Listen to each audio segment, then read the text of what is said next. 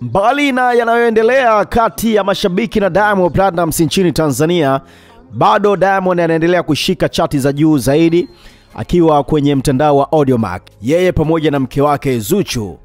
Diamond pamoja na WCB wameshare chati za mtandao huo wa Audiomack ambao umekuwa ukitumika zaidi kwa Tanzania hapa kustream ngoma za wasanii mbalimbali, ikionyesha wanavyozikamata hizo chati yeye pamoja na Zuchu.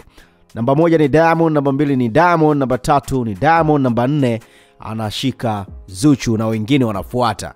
Kwa hiyo imekuwa watu wanakuwa wanajiuliza maswali, ni wakina nani hawa ambao wanasema hatusikilizi ngoma ya Diamond ama hatumfuatilii Diamond, nampunguza Diamond na chati hizo za muziki, bado yeye ameendelea kubaki kwenye nafasi za juu. Ndakusomea hapa ni wimbo wa upi na upi umekaa kwenye nafasi hizo za juu.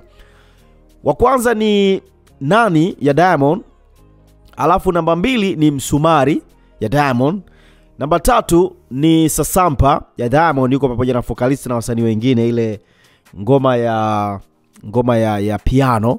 Alafu namba 4 ni Zuchu, wimbo unaitwa Reason, kupitia mtandao wa Audiomack. Hii ndo chati ambayo inaongoza kwa wakati huu. Licha ya kwamba Alikiba hapa kati amekuja na ngoma, but kiukweli ni kwamba Diamond ameendelea kukamata nafasi hizo za juu.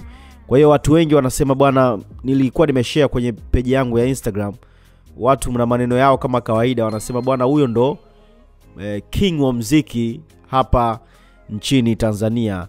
Nani sasa atabisha? Wengine wanasema bwana, hebu aachie tu ngoma tuendelee kucelebrate muziki wa Diamond Platnumz.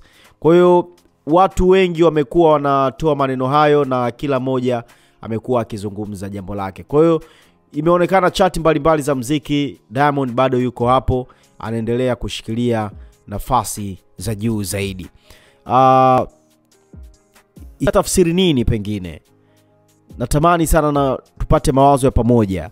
Je, ni kweli Diamond watu wamempunguza kwenye sanaa, hawataki kumsikia tena, ama ni baadhi ya watu wachache ambao wamekuwa wakizungumza kuhusu jambo hilo?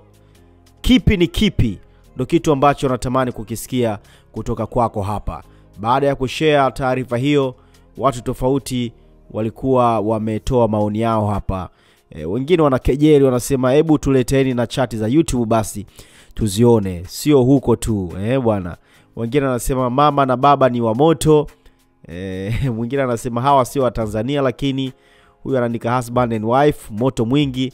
Okay, so huyu anauliza Lukamba yuko wapi jamani? Wakombozi